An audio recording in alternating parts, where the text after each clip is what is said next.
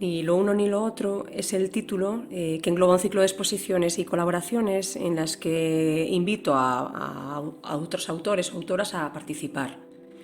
Ahora, tras estos meses de incertidumbre, es cuando quizá se haya hecho o se haya vuelto mucho más necesario retomar esta idea, aunque adaptando a las circunstancias actuales de pandemia. En esta primera edición y muy probablemente en las siguientes se ubicarán en los muros exteriores del espacio. La idea es que sea una sala de arte a cielo abierto en la que se pueda visionar propuestas que se sitúen pues, en ese lugar neutro, indefinido, incierto, con planteamientos que no están en un lugar preciso. De ahí el título del ciclo, ni lo uno ni lo otro. Ni lo uno ni lo otro, uno, es la primera exposición de este ciclo, entre Enrique Lista y Rose Neutro. Ambos nos hemos licenciado en la Facultad de Bellas Artes de Pontevedra, además de haber realizado estudios de diseño gráfico. Los dos hemos tenido trabajos pues, tan variados como breves, tanto dentro como fuera del mundo del arte. Pues también pues ambos hemos trabajado en torno a la fotografía, pero ninguno de los dos se considera fotógrafo. Y cuestionamos además los límites, ¿no? Constantemente los límites del medio fotográfico y su inespecificidad. Además, los dos mostramos, ¿no? En esta primera muestra, ¿no? En esta primera exposición del ciclo Ni lo uno ni lo otro, proyectos que están inconclusos, bien o mal fracasados, se podría decir. En el caso de Enrique Lista, con imágenes de F, que es un fotolibro que todavía no ha podido ver la tinta, y en mi caso, ¿no? Pues comparte de una colección de imágenes tomadas en uno de esos diversos empleos, breve y tal vez fallido. El libro se llama Voz en Off, Relatos en torno a lo fotográfico, y pertenece a la colección de MUVE, que lleva 3. Y bueno, cuando me llamó Quique para hacer la presentación y hacer unas preguntas, pues en realidad no supe muy bien cómo plantearlo, pero al final van a ser unas preguntas un poquito más por impulso que más por cada capítulo y por desgranar cada capítulo, porque en realidad es un libro que habla de lo fotográfico, y sabes que lo fotográfico en sí es algo muy amplio y que se puede entender de muchas maneras. Y yo creo que es una de las facultades de este libro, es que, bueno, primero que es breve, y eso también está bien a veces para enterarnos un poco de todo, y hablas de muchas cosas. O sea, hablas y al hablar de muchas cosas no cae en el error de establecer categorías o tesis fuertes, que yo creo que es una de las ideas principales de este libro, es hablar un poco de la manera en que se entiende la fotografía, y sobre todo eso, ser un poquito más abierto y más escéptico en cuanto a la mirada, nunca mejor dicho, de lo fotográfico. Y ya digo, habla de muchas cosas, desde pues, la legitimación teórica primera de Barthes con el libro de Cámara Lúcida, de cómo se entiende la foto en el campo artístico. Es decir, son muchas cosas aquí para resumir. Pero bueno, antes de nada quería hacer una breve introducción biográfica, pues si no conocéis a Quique, y esto sí que lo voy a leer para no olvidarme, porque en realidad tiene un currículum bastante amplio como para destacar aquí algunas cosas, pero bueno, diré que es doctor en Bellas Artes por la Universidad de Vigo, y habiendo leído, precisamente para el libro este de foto, habiendo leído la tesis Introducción da Fotografía en Arte Galega desde 1980, tesis que dirigió Manuel Sendón, algunos ya conoceréis. Ha realizado investigaciones académicas y actividades profesionales tanto en el arte, diseño gráfico, fotografía y gestión cultural, lo que decía Rosa, de que un poco de todo. Como artista ha realizado exposiciones individuales, las destacadas, pues destaqué aquí Fundación Luis Seoane, Zona C, Galería Doc, que ya cerró, Sala Arte del Campus Ourense, entre otras. Y en cuanto a colectivas, yo destacaría algunas que hizo en espacios como el MAC de La Coruña, el Marco, Centro Torrente Ballester, CEGAC, Centro Cívic San Andreu, Casa da Parra, Auditorio de Galicia, Fundación Axeiro, Foto Bienal de Vigo, por decir algunas. Y así como últimos detalles que tienes hecho, yo destacaría la última exposición que tuviste en Coruña, que fue en la Sala do Pazo Municipal, que se titulaba Mirador de Aves, que por cierto el catálogo está aquí en aquella mesa, uno amarillo, se ve bien. Luego lleváis uno cada uno. Exactamente. Tipo, así, yo os pongo a favor ¿sabes? Del hablante. Sí, perfecto. Y luego también destacaría otro que también tenéis ahí, aparte de este libro, que es el último, que está realizado en plena pandemia, el libro de síntomas, editado por Straperlo. Y también quería destacar que él colabora con la revista Lur, que está lo podéis ver en la web, y hace reseñas y entrevistas. Pues la última, no sé si fue a la de Crista Foncuberta o a... Yo creo que fue la última. Las últimas dos fueron Esther Ferrer y Joan Foncuberta, pero no sé, porque no sé si las hice en el mismo orden en el que salieron. Pero fueron las dos últimas. Bueno, pues ahí, si no la conocéis, pues es lur.net, me parece. Y bueno, yo decir que desde que lo conozco, recuerdo, siempre me acuerdo de tu primera, no sé si fue tu primera exposición individual en la sala Alterar, que sería la primera. Sí, así individual, un poco seria, sí. Sí, que fue una fuera de cosas de pubs y tal. Licenciado en Bellas Artes. Exactamente. Esto lo destaco porque es un poco como este libro, y lo veréis por qué. Es alguien que yo creo que se preocupa por yo digo, el entretanto de las cosas, o el día a día, o lo que ocurre. Es decir, no es, digamos, tanto de grandes manifestaciones, digamos, es lo que está por detrás. Un poco incluso relacionado con la última expo en Mirador de Aves, ¿no? O el libro de síntomas, que vas fotografiando por las calles, y es un poco decir lo que sucede cuando vamos caminando. Y este libro en realidad es un poco ver la fotografía, por dónde ha caminado la fotografía, ¿no? Por decirlo, y por enlazar un poco con tu manera de ver las cosas. En realidad tú no te consideras fotógrafo, ¿no? Yo te he dicho que biógrafo. Luego podremos entrar en, digamos, más extenso precisamente en lo que supone ser fotógrafo, pero sobre todo en qué supone usar la palabra fotógrafo, que en este caso es justamente de lo que estamos hablando, es decir, que las palabras no designan cosas así de manera... Fotografía no designa una cosa reunida, global y no unitaria, ¿no? Sí, claro, que yo creo que es uno de los valores de este libro. De hecho, empiezas, precisamente, tantas maneras de verlo, empiezas en la primera página de la portada, empiezas haciendo referencia al ángulo muerto, ¿no? El ángulo muerto de un retrovisor, ¿no? En realidad es la herramienta del retrovisor para ver algo. Y a mí esto se me ocurrió viniendo para aquí. Cuando venía en el coche, se me acordaba, que supongo que sabréis, en Estados Unidos, en la mayoría de los retrovisores, aparece justo debajo un aviso, que no recuerdo ahora exactamente cómo es, pero pone que los objetos que aparecen en el espejo están más cerca de lo que parece. Yo creo que se pone un poco para evitar demandas, ¿no? Que en Estados Unidos son muy de demandar, pero bueno, es curioso que en la herramienta, digamos, espejo, te avisen de que no confíes en la herramienta, ¿no? Imagínate que en la cámara de foto te pongo: las fotos que haga con esto no te fíes. Quiero decir, no abrir esa sugerencia simplemente. Y entonces, precisamente, como hablas de los ángulos muertos, hablas de todos esos vacíos que hay en la fotografía. Un poco para definirla y un poco que es donde está la magia y ese enigma, que en realidad es lo que permite que sigamos hablando de fotografía, ¿no? Por decirlo de alguna manera. Pero bueno, quería ir directamente a las preguntas, porque si no me lío yo mismo. Entonces la primera pregunta, voy a ver otra vez, perdón.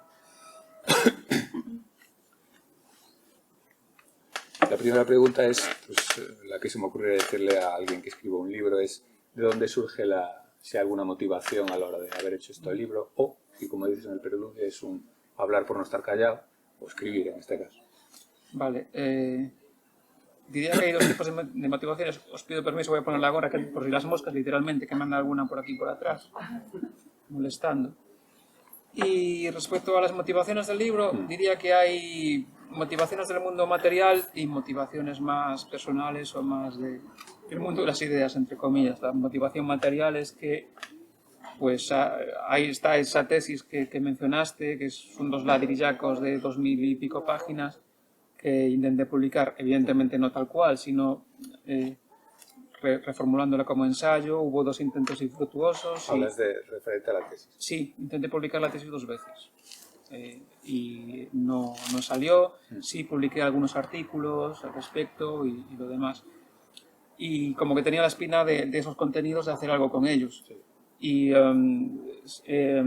Lur convoca, bueno, la página que es e-lur.net, convoca un premio de ensayo, ¿vale? Realmente se envía manuscrito, realmente la extensión es un poco menor, pero bueno, el caso es que, claro, dije, vale, pues voy a destilar esto, porque el salto de volumen es muchísimo, de 1200 páginas a esto es muchísimo. Entonces voy a destilar las ideas que me parecían como las básicas y algunas reformuladas, porque uno cambia de maneras de pensar y todo lo demás. Entonces voy a destilar eso y se lo voy a proponer.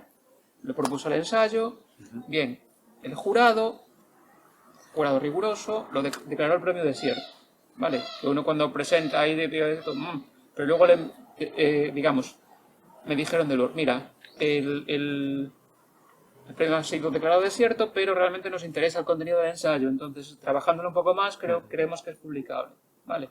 Entonces me pasaron la valoración del jurado, que era razonable, o sea, lo que alegaban, tal, entonces, pues, le di ahí una vuelta gorda y fue lo que al final llegó aquí, con muchas relecturas, y las últimas relecturas y revisiones, pues en tiempos de encierro, que os voy a contar, que aparte vino bien el tiempo.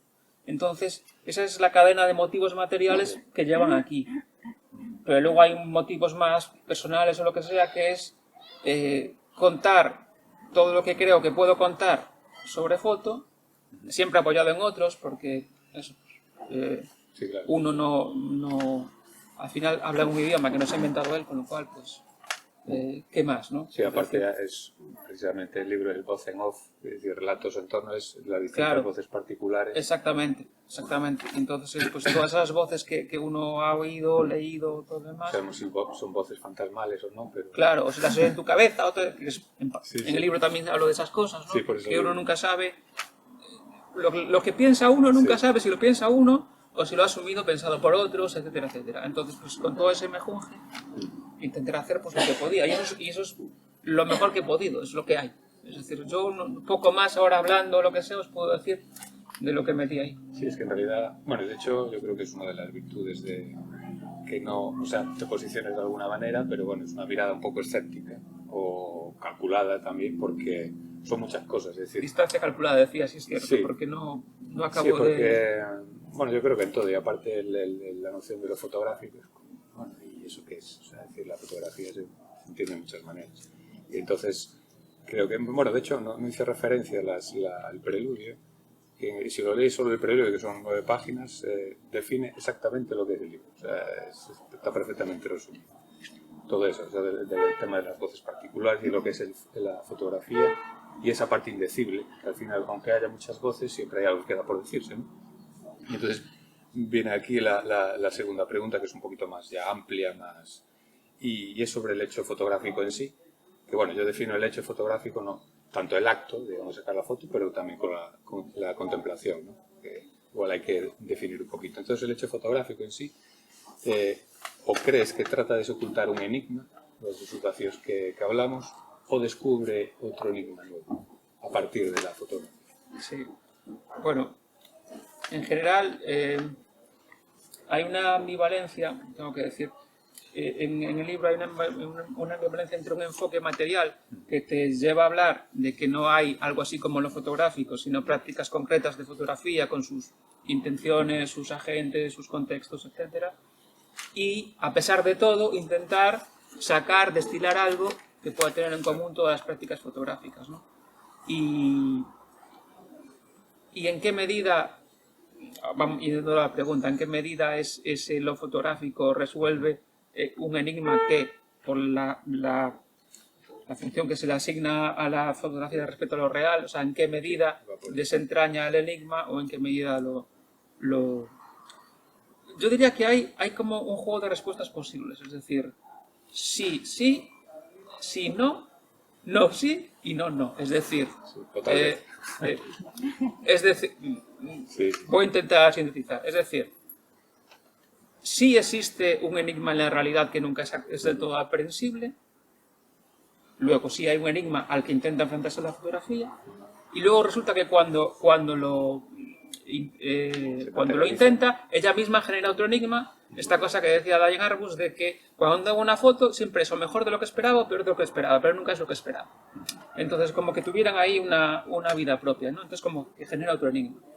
Luego podemos pensar que sí hay un enigma de lo real, pero la tecnología, como avanza por sí sola y realmente le importa un bledo, o sea, esto de que la tecnología cubre necesidades, hay gente que lo cree, pero yo es como que tengo la sensación de que avanza por sí sola y nosotros nos vamos adaptando a lo que nos ofrece. Y también genera unas necesidades propias. Claro. Entonces, en esa medida no genera un segundo enigma, sino que simplemente va ella por su camino.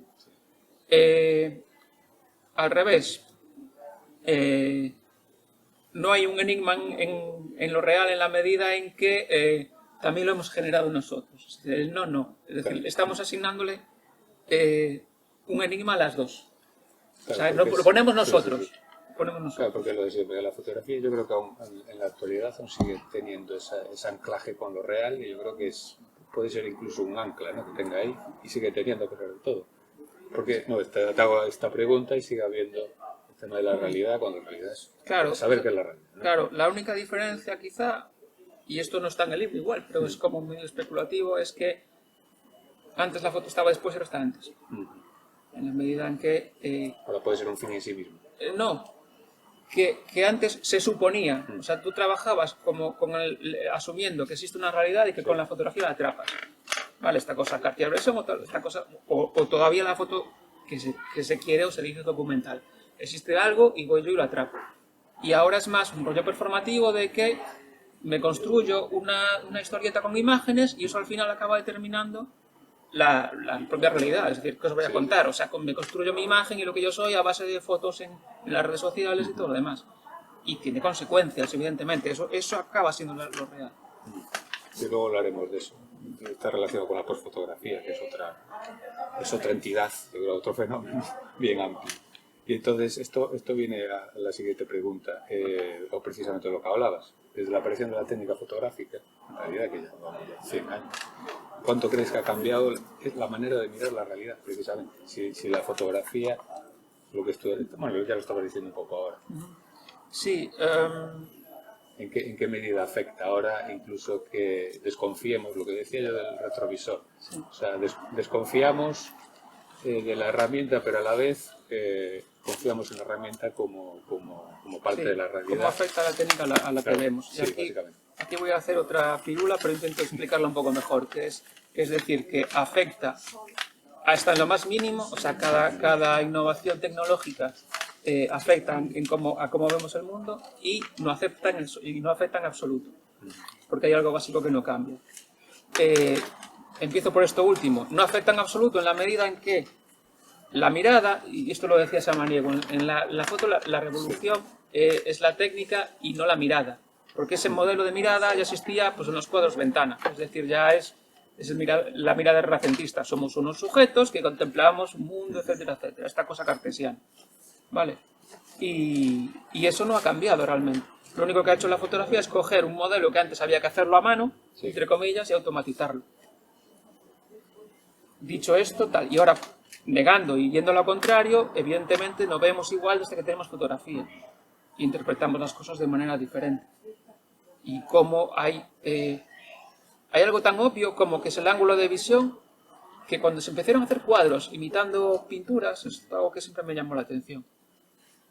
Cuando se hacían a partir de una fotografía que tenía un ángulo de visión mayor, había escándalos auténticos. Los vemos hoy y nos parecen, pero esto era un cuadro totalmente realista y todo lo demás. Pues había escándalos brutales, porque era como que estaba deformado. En plan, mira este señor que tiene los pies enormes, los tiene cerca y los tiene enormes. Claro, eso era la óptica fotográfica. Y ahora estamos totalmente acostumbrados. Eso ya existe en la escultura, mismo el Miguel Ángel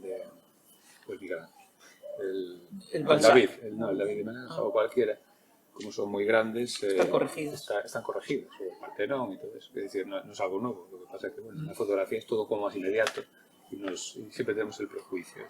Sí, pero lo dicho, cambia absolutamente. Y hace poco leí un libro que en principio, o sea, no me gustó todo en general, pero había una idea que me pareció brutal, que era, bueno, más de uno, ¿no? Pero cómo había cambiado la manera de hacer fotografías, ahora me refiero al tema doméstico, desde que las cámaras digitales tenían pantalla, por el mero hecho de que esto no es esto. Sí.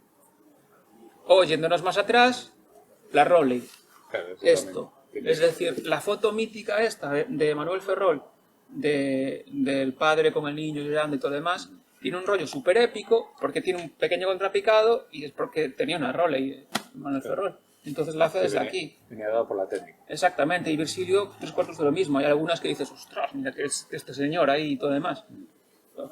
Imponente y tal, que parece un ave, esto así, como del Japón. Y es porque el tipo tenía la cámara aquí. Sí, al final la técnica nos supedita muchas cosas, sin darnos cuenta.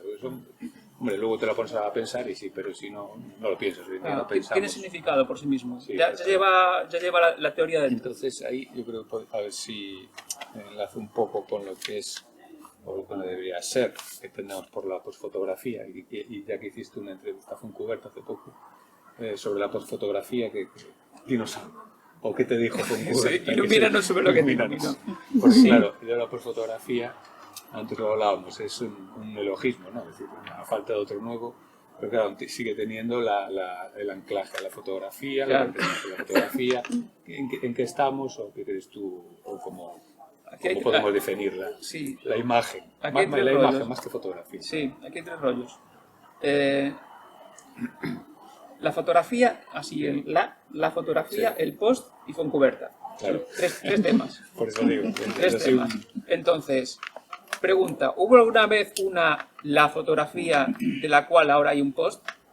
Tengo serias dudas. Como decía, eso lo digo y creo que es para todos es evidente, es que hay prácticas concretas con un sistema, incluso sistemas de valores y de creencias, agentes concretos. No es lo mismo un señor fotógrafo de bodas que un fotógrafo artístico, que un fotógrafo de prensa, etcétera, etcétera. Trabajan con valores y están en circuitos materiales y sociales totalmente diferentes, buscando cosas diferentes. Y le llamamos a todo fotografía, pero bueno, con un lápiz puedes dibujar, puedes hacer cuentas, o puedes escribir un libro, o se puedes clavar a alguien. Quiero decir que y los usos. Exactamente. Los usos del propio quien hace la foto y luego los usos de nosotros a mirar. Bien, entonces, serias dudas respecto a que haya la fotografía. Que a pesar de eso, se sobreentiende que sí, y de hecho se hace un post, ¿vale? Para, sí, digamos, mencionar de alguna manera algo que al usar el post, pues se sitúa a la cola en este caso de la fotografía. Y es porque eso también igual es una especie de limitación, que no somos capaces de pensar las cosas más allá de lo que ya conocemos. A mí siempre me llamó mucho la atención, por ejemplo, que cuando uno abre el Photoshop, la mayor parte de las herramientas simulan herramientas de laboratorio que ya existían. Es como para hacer que en las mismas cabezas en las que entraban los conceptos del laboratorio, sí, entre ahora el rollo digital.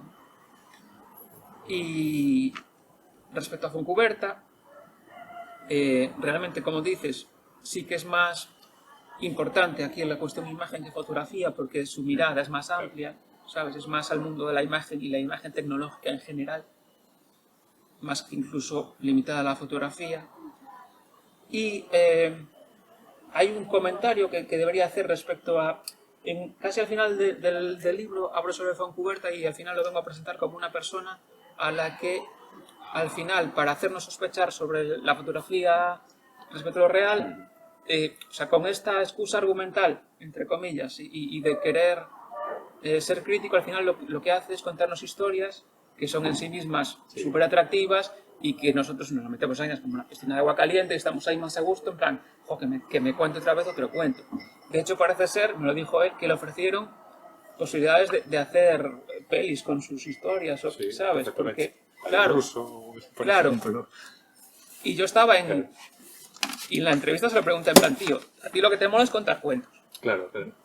Entrevista a Hitchcock. Y de aquellas, Hitchcock, que tenía ya 63 años, en Estados Unidos no estaba, por la crítica seria, no lo tenía en cuenta Hitchcock. Y a partir de esa entrevista de que le hizo Truffaut, es decir, otro director vino a legitimar lo que es el cine de Hitchcock. Sí, fue muy curioso y Truffaut tenía... Bueno, es verdad que Truffaut yo creo que hacía crítica en Calles de Cine, pero bueno.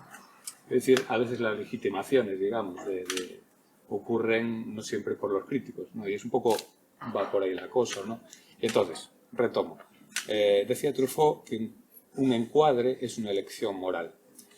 Pero por otro lado, Susan Sontag, que yo creo que citas aquí en alguna parte esto, venía a decir que las fotografías no pueden crear una posición moral. Que son dos maneras de ver las cosas. Sí, básicamente es que también, a ver cómo diría yo, son dos mundos de problemas conectados pero diferentes. Y es decir, hasta ahora hemos hablado de fotografía y realidad y eso es el problema, o sea, es un problema epistemológico, Sí. de conocimiento, es decir, de cómo la fotografía es o no una herramienta para captar la realidad. Pero luego está la otra cuestión, ¿no? Que es la cuestión moral. Esto es casi rollo kantiano, crítica de la razón pura y crítica de la razón práctica. Es decir, vale, ¿y qué hago?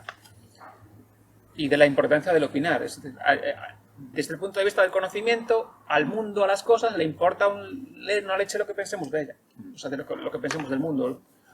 Hace sol o deja de hacer sol y hay COVID o deja de haber COVID y nosotros pues nos adaptamos. Pero cuando pensamos en qué es lo que tenemos que hacer, comportarnos en la medida que tenemos capacidad de elección dentro de ese mundo, ahí sí que entra a formar parte pues el tema ético. Y al final, parte del rollo del libro tiene que ver con que las fotos no hablan, se las hace hablar. Ahora, en la medida en que se las hace hablar, también decidimos cómo se las hace hablar. Y ahí es donde entra la cuestión ética, ¿no? Y ahí es donde, por ejemplo, en la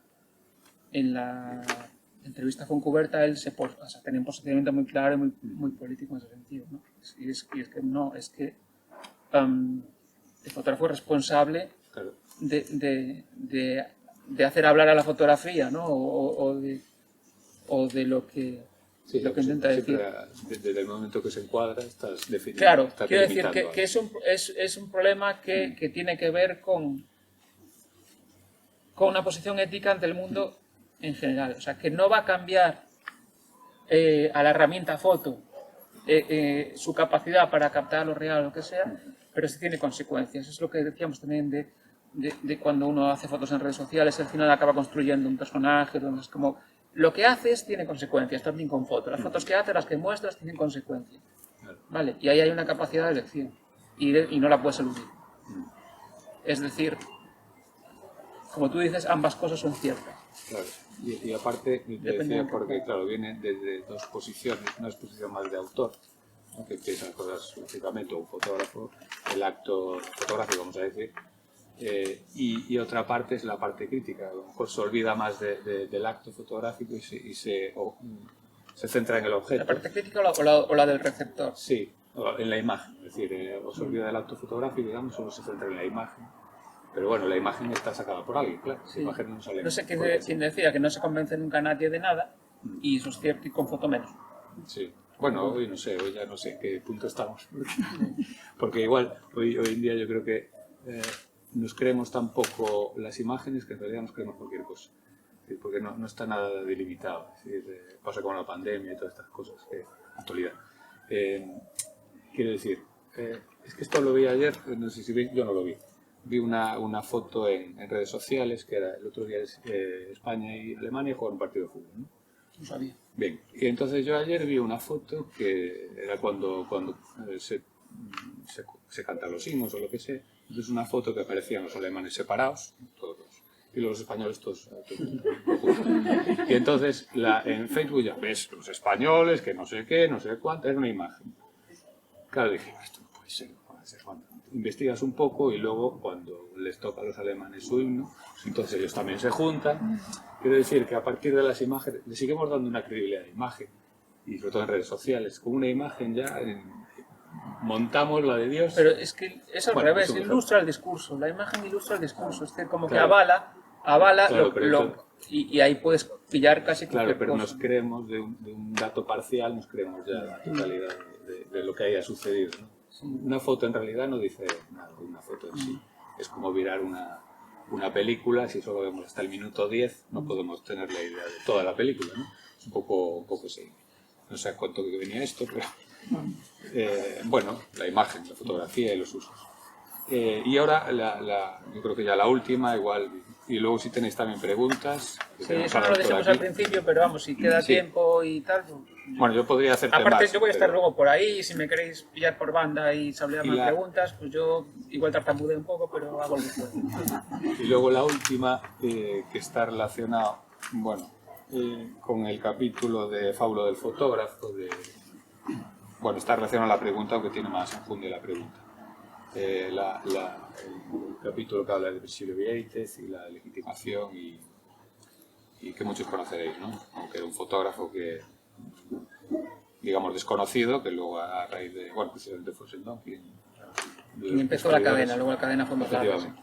Pero la pregunta empieza así, que hoy en día tiene sentido hacer una distinción entre las palabras arte y fotografía, porque si hacemos una distinción, en realidad tendrían objetivos diferentes.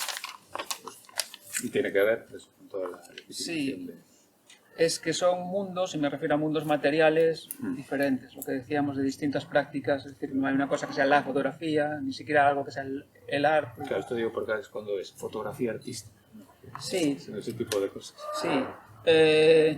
Aquí sin ponernos espesos rollo Bourdieu y tal, entendemos como cuando éramos peques diagramas de conjuntos, ¿no? Entonces hay dos diagramas, ¿vale? Y se solapan en una parte. Entonces hay parte del arte que no tiene nada que ver con la foto, hay parte de la foto que no tiene nada que ver con el arte, y hay una zona de confluencia, ¿vale? Donde, y aparte va cambiando con el tiempo, donde hay tráfico, ¿vale? Aquí hay tráfico. Hay gente que estaba en la foto y se pasa al arte, gente que estaba en el arte y se pasa en la foto. Menos, porque el arte, como las fotos cuestan más, pues la gente tiende a pasarse más bien, ¿sabes? Mejor ser un artista que un periodista porque me paga más por la foto, pero suele ocurrir. Y los desplazamientos no valen con el fotógrafo diga soy artista, tal, sino Claro. que, digamos, necesita toda una legitimación dentro del campo del arte, un campo material donde están sus instituciones, sus agentes con su poder, su labia, etcétera, etcétera. Y Bueno, que es un poco el caso eso de Virgilio Vieites, como de repente es un fotógrafo, bueno, ahí medio desconocido, y luego pasa a formar parte de otro entramado, que es el no pasa, lo fotógrafo pasan. autor. Eso Bueno, también lo es pasa. otra cosa, claro, porque Claro, es porque eso distinto. el trabajo ya estaba hecho. Claro. Porque no es un trabajo nuevo. Claro. A ver, esto... Hay un relato histórico... Voy a simplificar mucho y me disculpen, ¿no? Es decir, nace la fotografía, en principio nace como una técnica y no se pretende... No se asociaba al arte, de hecho. Sí, claro. Y se empezó a querer parecer al arte con el pictorialismo, entonces imitaban a la pintura y luego llegaron los modernistas y dijeron no, esto es arte pero por sí mismo, entonces nada de imitar pintura y meter la mano y desenfoques, no. Papel, brillo, lo del papel fue un debate Sí, de la sí, hostia, es otro tema. papel, brillo, enfoque, temas modernos, etc. Entonces la foto se construyó su legitimidad como arte, pero ojo, en un mundo que era como específico. Incluso un fotógrafo modernista te diría con orgullo, o sea, se negaría como artista. Yo no soy artista, soy fotógrafo. Pero fotógrafo en plan como si eso tuviera un gran valor. ¿Vale? Entonces se construyó ese mundo, entró en el MoMA y tal, pues Ansel toda esta cosa purista y todo lo demás. ¿Qué pasa? Que en los 60s, bueno, ya 50s y tal, pues por un lado el pop empezó a coger fotos de periódicos y de tal y hacer sus mejunjes, y luego los conceptuales empezaron a hacer fotos cutres como súper tal, de sus obras y lo demás, y claro, como ellos eran artistas, eran reconocidos, de repente en el mundo del arte empezó a cogerse la foto, pero no era la misma foto, había una fotografía de los fotógrafos y una fotografía de los artistas, ¿vale? ¿Qué pasa? Que los fotógrafos, o sea, vieron que estos estaban haciendo fotos de Juja y todo demás, y es como, oh, queremos el pastel, y ahí hubo movimientos, ¿verdad? Por ejemplo, los Becher y la escuela de Düsseldorf famosa, es el ejemplo perfecto de alguien que es capaz de darle a las dos, coger las tradiciones fotográficas, o Jeff Wall, ¿no? Coger las tradiciones fotográficas, empaquetarlas y meterlas en formatos en que son aceptadas en Jeff Wall. Fotos así, Fotos grandes, fotones. dos copias. Sí, Dos copias. sí, también. Esto es fundamentalísimo. O sea, lo de serar las copias, que a las galerías les escamas, como fotografía, uy, es que si pone 5 y luego resulta que hay 6 por ahí, Sí, eso sería otro debate. eso sería otro debate. Vale, pero quiero decir con esto que hubo sus protocolos y sus relaciones entre los dos mundos, entre el mundo de la fotografía de los fotógrafos y de la fotografía de los artistas. Ahora ya hay fotógrafos que se reclaman artistas, antes no. porque antes incluso llamar fotógrafo igual a uno se podía ver perspectivo, entonces han cambiado incluso de valor las palabras. Sí. En realidad soy un mejunje y sigue habiéndolo. Sí. Bueno, el arte también, ¿no? Pero Hay bastante mejunje. Hay muchos prejuicios, ¿no? Y a lo mejor es eso, la identidad de cada medio, también la identidad de su historia. Y claro, la historia ya es tan, bueno, es decir, compleja. Y vamos a decir también que esta cosa que aquí la cuestión de la foto siempre es la cuestión de la relación con lo real y todo demás.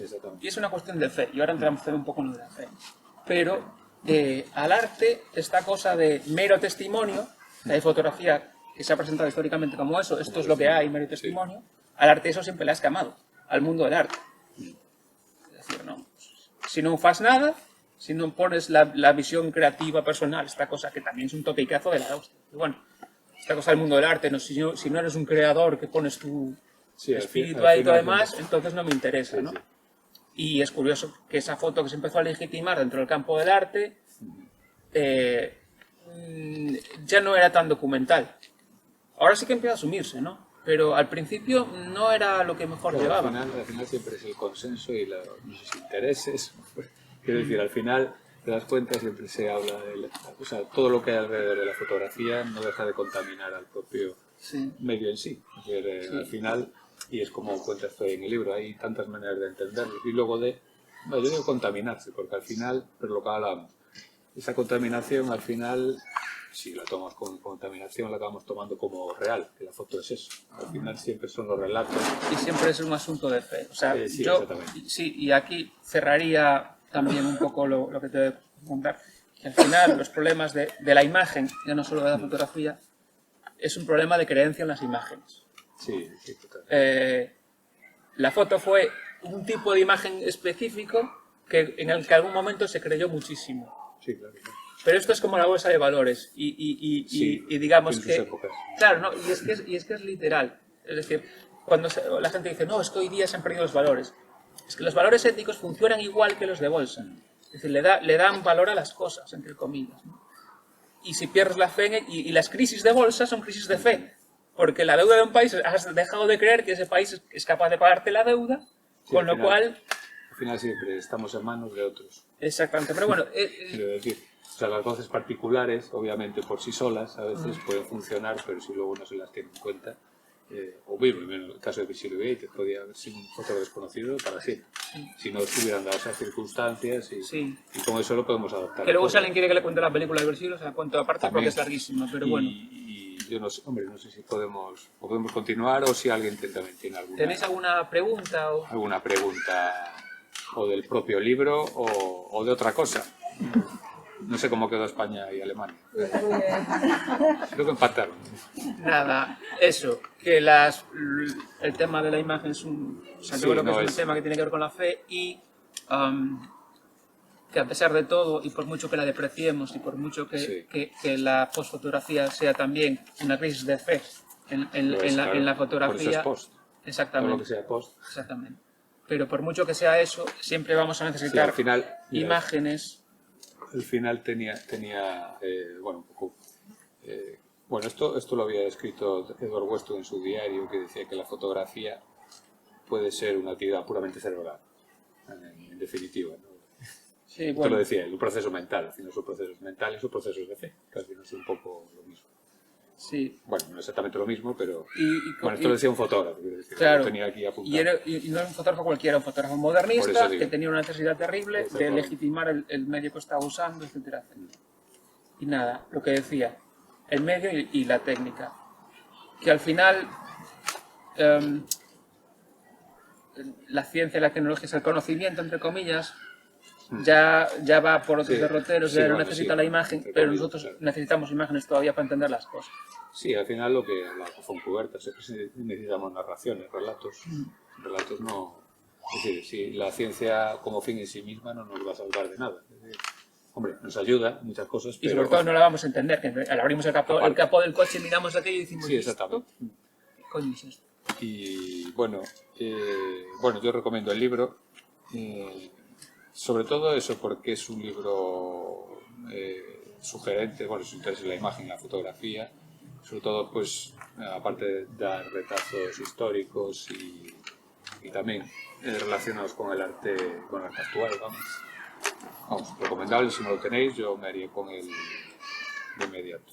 Y no sé si tenéis alguna, vuelvo a decir, alguna duda, o para él, para mí, yo aquí solo presento. Pero no haber sido muy... Es que uno no sabe muy bien qué registro habla, intento ser más o menos coloquial, y en el libro también intenté que la cosa fuera fluida, pero... Como te decía, cuando yo planteaba aquí las preguntas, una primera idea fue preguntar cada capítulo, pero bueno, quedaba muy histórico, ¿no? O sea, como muy... Ahora hablamos de esto, hablamos de esto, y bueno, hago preguntas por impulso y luego lo que surge. Yo también contesté un poco por impulso, no sé si ha entendido algo. A veces intento hacer esta cosa de clasificar las cositas, pero al final lo que pasa es que son cosas, clasificar lo inclasificable a veces. O sea, es lo que hablas tú en muchas partes del libro, o sea, esa parte de bueno, ya no sé cómo definirlos, y vacíos que deja bueno, más que la foto, el pensamiento sobre la fotografía, no sobre la imagen. En realidad, la imagen, todo lo que sea, por mucho que la describa, siempre queda un resto. Es que son conceptos que en sí, o sea, si la filosofía no ha dado respuesta a tantos, no podemos venir nosotros aquí, la fotografía es esto. Chavales, no os enteráis de nada. Evidentemente no... Y bueno, es lo que tiene este tipo de libros, que al menos te abre un poco sugerencias y sobre todo creo que es interesante activar la capacidad crítica. La capacidad crítica no solo del pensamiento de fotografía, sino de cualquier tipo de pensamiento.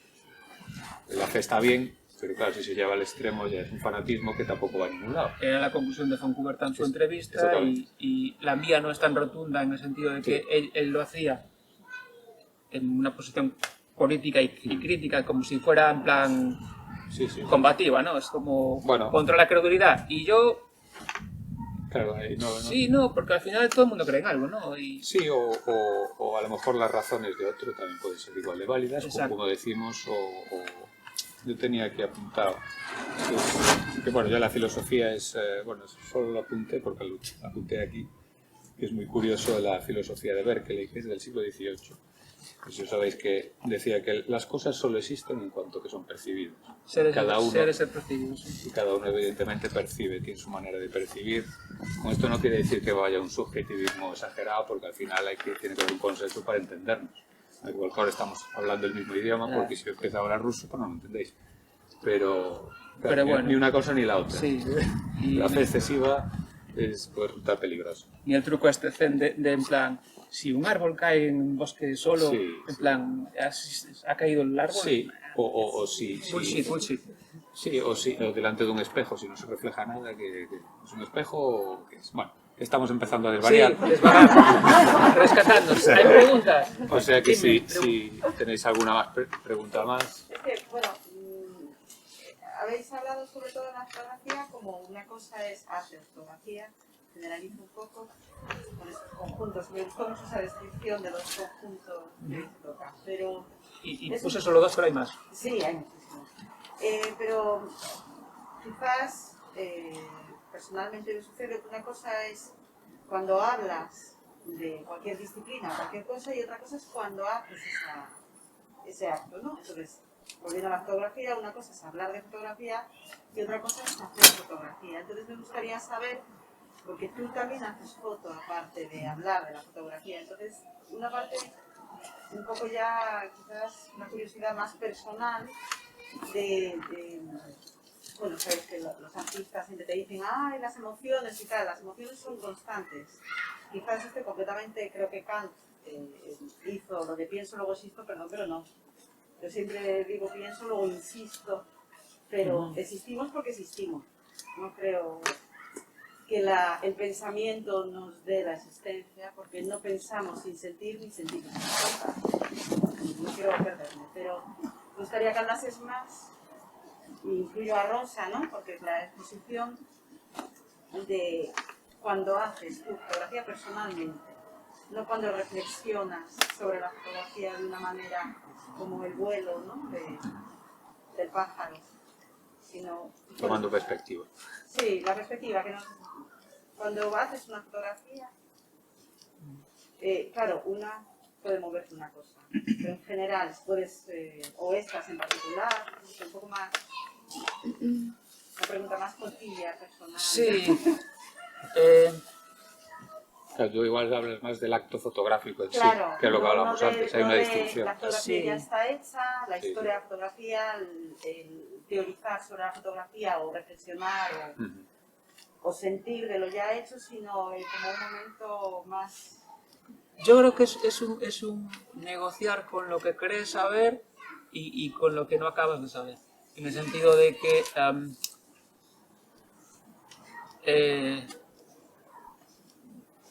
esta cosa de eso, del modelo de artista que se expresa a través de un medio, y todo, Sí.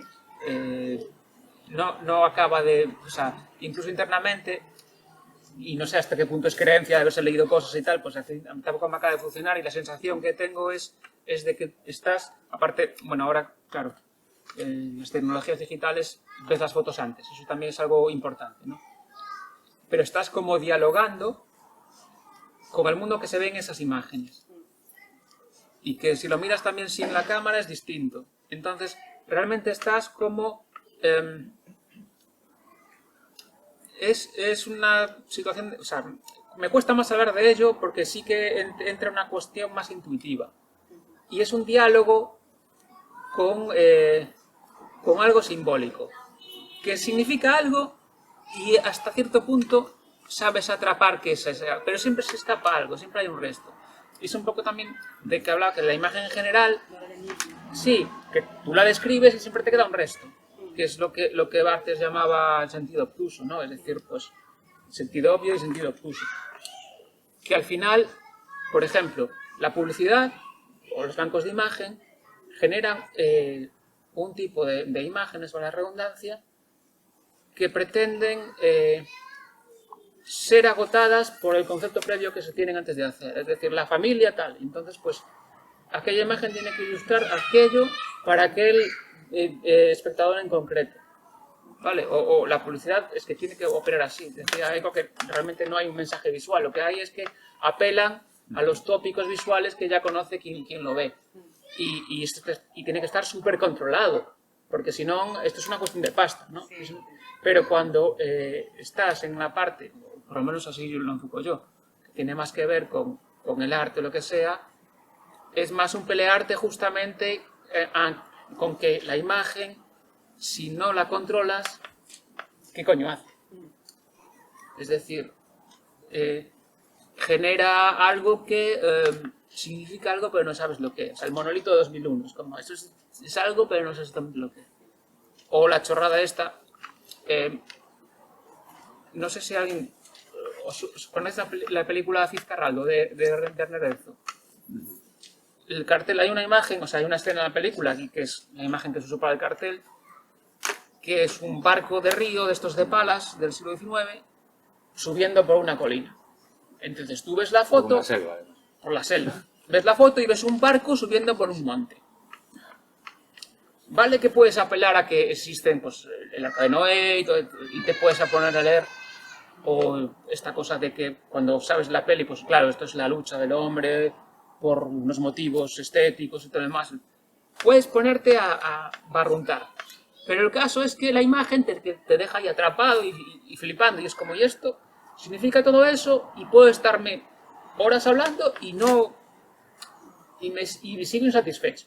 ¿Sabes? Como me queda algo todavía por decir. Y nada, pues... Joder, me he estirado de más de lo que quería, porque, insisto, esas cosas me cuesta. Pero básicamente es un negociar con imágenes y seleccionas por descarte y acabo seleccionando estas que más te rascan, que más te están... Esto me quiere contar algo, pero no es exactamente lo que... Y lo cuenta ella. No soy yo artista tal que he impuesto ahí mi ser interior y tal, es como... ¿Qué leches, no? O sea, al final... El misterio del acto creativo. Sí, yo diría de los símbolos, o sea, de las cosas que significan algo. Y que por muy controlado que esté el lenguaje, entre comillas, siempre los símbolos son aquellas cosas que tienen la potencia para significar, no que signifiquen algo súper concreto, sino que pueden significar algo. Pero también la lectura, parece que el receptor amplía la lectura en cuanto se introduce en profundidad en esa obra, ¿no? O sea, se amplía mucho más. Si tú te quedas solo con la imagen, te va a decir algunas cosas de ese barco en el monte. Pero si amplías, ves la película, intentas indagar en eso, ya se transforma completamente. Ahí Pero eso aparece es lo que infinidad de lecturas y cosas, ¿no? yo creo que lo fundamental aquí es que no se agote. Es que quedes con Claro. algo, quedes con una Exacto. imagen. Sí, sí, la doble, triple, cuatro. Claro, y ahí es donde sabes que has encontrado un símbolo potente. Claro. Que viene uno y Que te cuenta... abre preguntas. Exactamente, y viene otro y le sigue haciendo preguntas. En cambio, un mensaje publicitario está hecho para lo contrario. Es decir, para que en 0,5 ya tengas la respuesta y se agote. Y ahí ya está. Y no vaya más allá, porque tiene que estar, todo el significado tiene que estar controlado, atado, todo atado y bien atado. Y yo creo que esa es una diferencia fundamental entre la publicidad y el arte, entre comillas, ¿no? Que uno lo ata todo hasta el final y otro pues lo deja para ti. Y aún así Bien. hay publicidades que luego con el tiempo se toman de otra manera, claro, porque ya ese uso ya no está. O al no revés, existe, o al arte revés. que tiene lectura prácticamente publicitaria. Sí, muy de contexto determinado, que un uso contextual. Sí. Vamos, por ejemplo, a Foncuberta. Foncuberta es alguien que también... A ver, él puede parecer baladí, pero yo creo que no lo es. Él estudia comunicación audiovisual. No tiene formación de artista.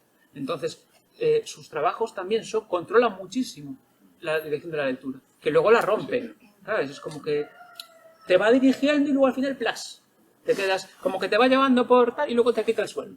¡Pam! Y luego, piensa tú por ti mismo, entre comillas. Sí, sí. Pero mientras te lleva ahí, Sabe lo que hace. perfectamente. Y son imágenes que, o sea, el tipo cuando hace fauna, ¿sabes? Se genera todo el aparataje, lo presenta en museos de ciencia y tal, para que el lector ya vaya condicionado y tener súper controlado lo que va a leer en las imágenes.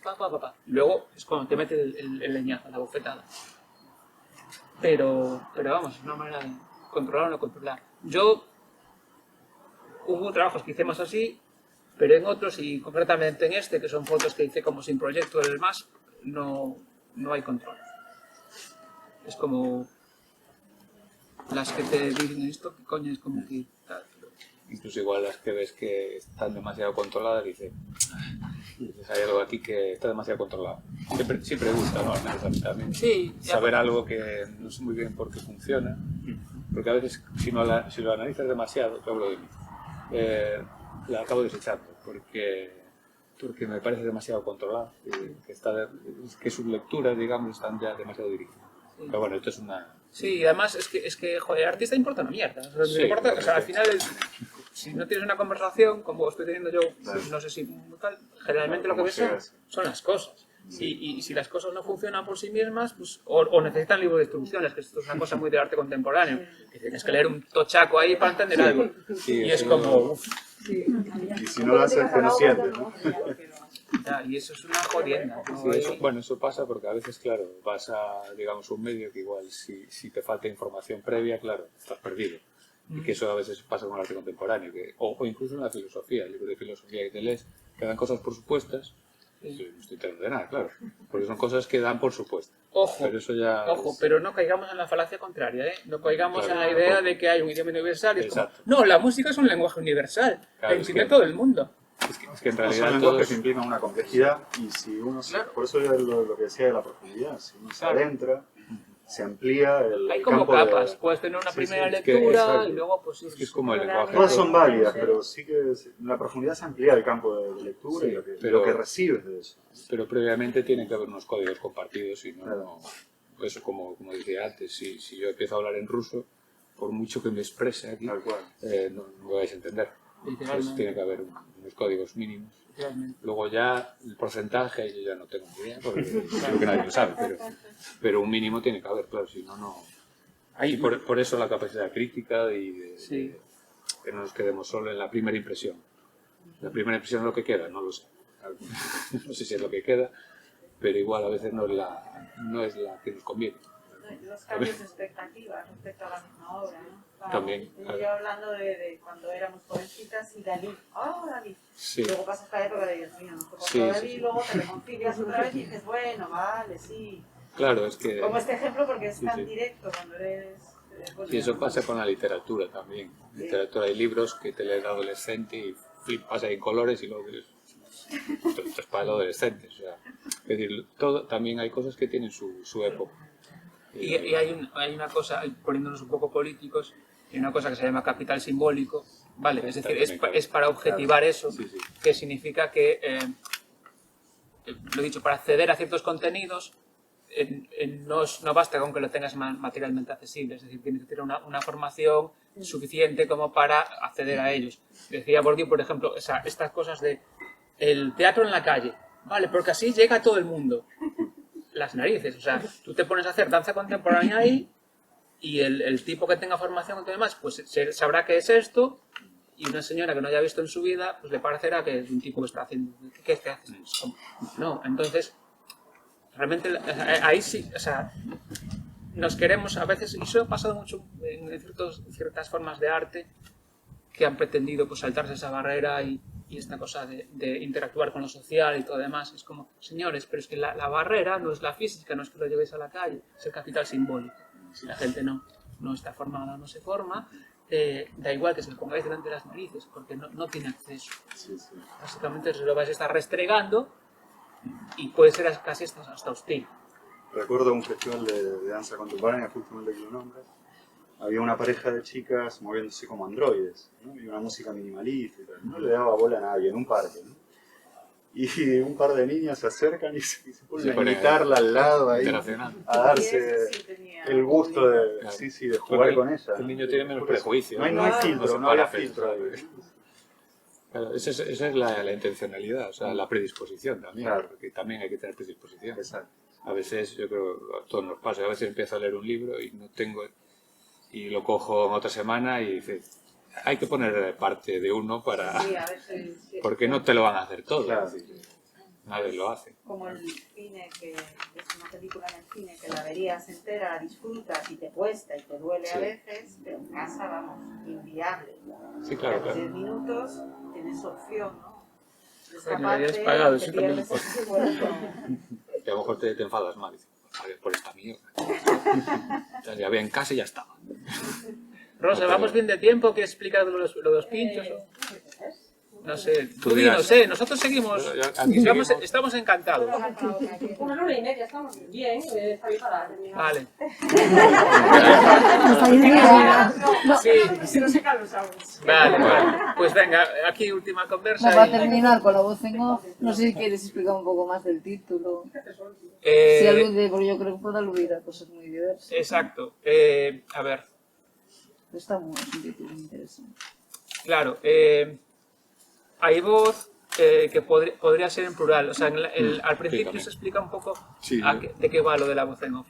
Pero vamos a dar simplemente el apunte de cuál es el uso más habitual de voz en off, que es ese narrador que está en las películas, digamos, haciéndote transparente aquello que sucede, pero él como que no está. Pero sin embargo es el que te hace entender las cosas. Narrador omnisciente. Exactamente.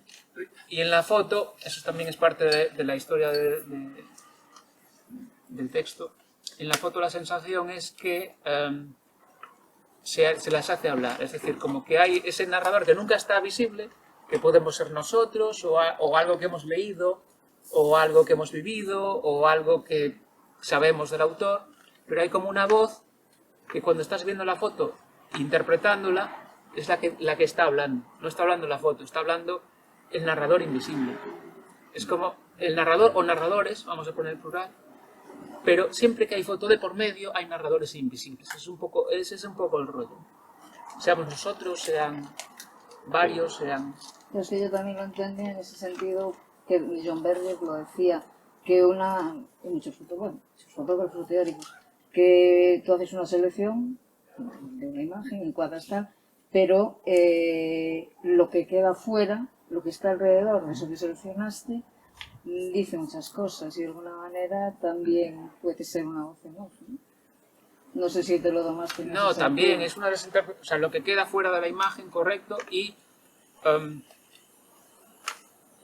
digamos, esto es como si fuera una criba donde van dejando cosas, es decir, la realidad visual X, haces la fotografía, recortas, en ese acto, como tú dices, quedan cosas fuera, quedan cosas en off, que no conoces y que se han perdido, y luego cuando haces la lectura, es decir, esas palabras o ese pensamiento tuyo o lo que sea, también deja cosas que ya no en la realidad, sino en la propia imagen, no llegas a acabarla. Es decir, quedan cosas en la imagen sin decir. Sí, eso Y se va perdiendo por el camino, ¿no? En literatura es lo que decía Hemingway, que es la teoría del iceberg. ¿No? Que lo que no se cuenta en un relato, sobre todo, a veces puede ser más importante que lo que se cuenta. O sea, lo que se deja de decir, más bien. O sea, dar por supuestas cosas y... Claro. Y manejar el silencio es muy importante. Exactamente. Es muy importante. Como ahora mismo, vamos a quedar en silencio para que reflexionéis. Sí. Sí. Yo en la primera conferencia que oí de Bari tenía una fórmula para acabar que siempre suelo usar y es que notar es mayoría. Está bien. Es mejor. Bueno, pues ahora es cuando se va a decir lo realmente importante. Que es el tema de cómo van los pinchos. Ahora todo lo demás